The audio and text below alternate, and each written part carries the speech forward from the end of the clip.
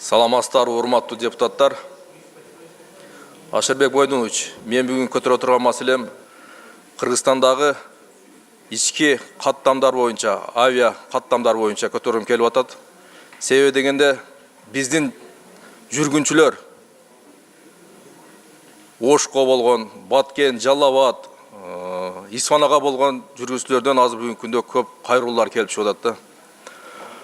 Алардын кайрылуусу эле, эгерде биз дейт 2,5 миңге билет сатып алып Бишкекке келсек дейт, кайра 4,5 миңге же болсо 5 миңге билет сатып алып атабыз дейт. Ошондуктан акчабыз жетпей, кайра таксиде кеткенге учурлар болуп атат дейт. Ошондуктан мына бул маселени 2 жылдан бери көтөрүп келебиз. Бирок өкмөт тараптан, жанагы граждандык авиация агенттик тарапынан бул маселе такыр чечилген жок. Ошондуктан мен өтүнүчүм ушул премьер-министрге өзүңүз жеткизип, ушул маселени чечпесек болбойт. Айтайлы, 2 миң, 2,5 миңге 2 билет сатат, калганы 3 миң, 4 миң, 5 миңге чейин көтөрүлгөн учурлар болуп атат. Азыр билет сатып алсаңыз, 1 сааттан кийин же 2 сааттан кийин кайра баасы көтөрүлөт. Бул эмне деген шумдук?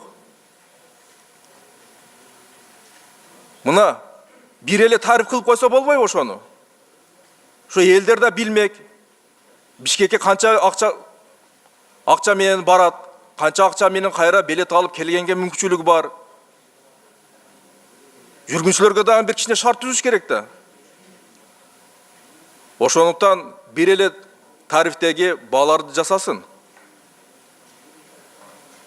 Андан тышкары, ошол авиакомпанияда иштеген кызматкерлер каттоо жүрүп аткан мезгилде аябай жүргүнчүлөргө жаман мамиле жасап атат.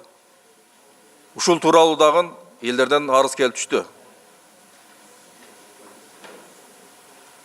Ошондуктан бул тармакты дагы көзөмөлдөп койсоңуздар.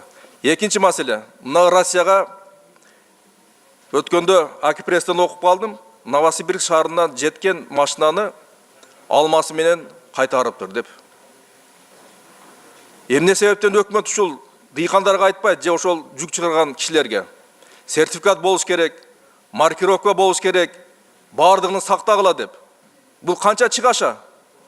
Ошол Россияга барып, ошол жерден киргизбей кайра кайтарып аткан болсо. Ошондуктан карапайым элдер же дыйкандар бүгүнкү күндө зыян тартып калышып атат.